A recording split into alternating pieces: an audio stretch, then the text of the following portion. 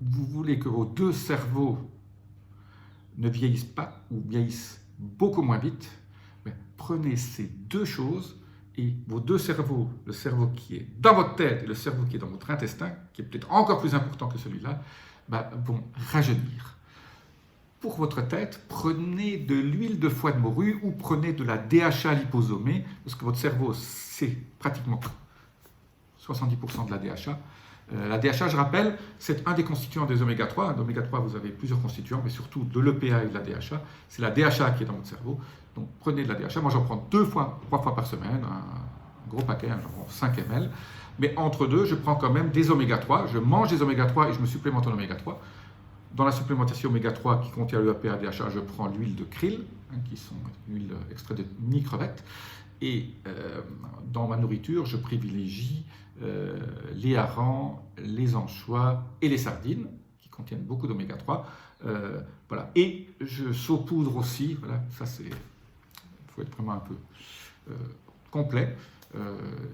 Je saupoudre des graines de lin que je moue, parce que si vous prenez les graines de lin toutes faites qui n'ont pas été moulues, vous n'arrivez pas à les assimiler. Voilà, donc ça c'est la partie cerveau. Alors vous pouvez prendre aussi des noix, hein. Si vous prenez 1 ou 2 noix tous les 2-3 jours, ou 3-4 noix, voilà, ça aide aussi votre cerveau. D'ailleurs la noix a la forme du cerveau, hein. Il y a peut-être une raison.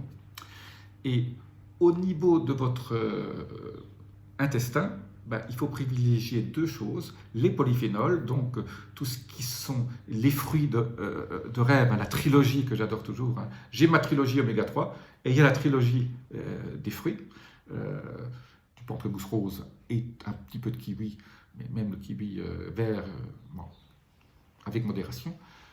Mais ma trilogie, hein, c'est mûre, framboise et myrtille. Voilà. Et en saison, hein. Donc quand il n'y en a pas, vous les mangez en saison, quand il n'y en a pas, vous n'en mangez pas. Ne mangez pas ceux qui ont fait 15 000 km, qui viennent du Chili ou en plein hiver. Voilà. C'est un peu... Essayez de manger toujours des fruits de saison. Donc les probiotiques, vous trouvez ça surtout dans la choucroute, dans tout ce qui est légumes fermentés. Hein, et dans tout ce qui est aussi oignons dans le vinaigre, etc. Vous trouvez quand même pas mal de probiotiques. Ou alors vous pouvez en prendre dans les pilules. Moi, je suis plutôt favorable à prendre dans le jus de choucroute. Maintenant, on trouve des jus de choucroute qui contiennent tous les ferments qui sont bons. Donc, ces probiotiques, pour la vie, sont extrêmement importants parce que c'est ça qui fabrique la plupart de vos neurotransmetteurs, de vos hormones. Et donc, c'est pour ça que ça s'appelle le deuxième cerveau. Mais en plus du choucroute, du kimchi aussi, hein, le chou coréen, le chou fermenté, vous pouvez utiliser du kéfir. Alors moi, je préfère le kéfir de fruits au kéfir de lait. Sauf kéfir de lait, si c'est du lait de chèvre ou de brebis, c'est OK. Fabriquez votre propre kéfir, apprenez-le. Mais voilà, ça, c'est super important d'alimenter en variétés différentes votre microbiome. Plus votre microbiome a des souches différentes. Et alors les souches de kéfir en fonction des pays changent un peu. Donc quand les gens qui voyagent, c'est pour ça.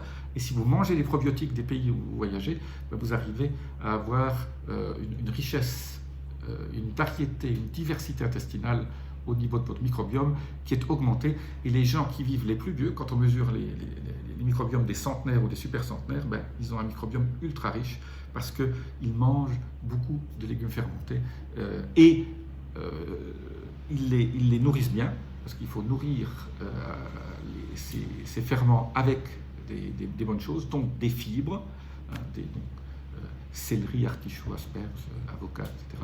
Et ce que je dis toujours, les polyphénols, y compris donc la patate douce violette, voilà, ce genre de choses. Surtout si vous l'avez fait laisser dans votre frigo pendant une nuit, l'indice glycémique est beaucoup plus bas. Les fruits rouges, les fruits noirs, tout ça c'est extrêmement positif pour nourrir votre microbiote, mais il faut le nourrir tous les jours, quoi. Voilà. Donc quelque part, il ne faut pas oublier tous les jours de donner à nourrir, parce que dès que vous arrêtez de nourrir ce microbiote, un certain nombre de ces types de ferments cessent d'exister et des mauvais ferments prennent la place, comme le candida. Donc si vous voulez garder le candida à moins de 10%, 5%, il faut que vos ferments soient extrêmement productifs. Et pour ça, il faut les nourrir et il faut les alimenter. C'est vos guerriers dans les intestins qui font en sorte aussi que votre muqueuse intestinale soit absolument parfaite et évite les trous qui créent l'inflammation. N'oubliez pas que l'inflammation, c'est votre ennemi au niveau de la longévité. À très bientôt.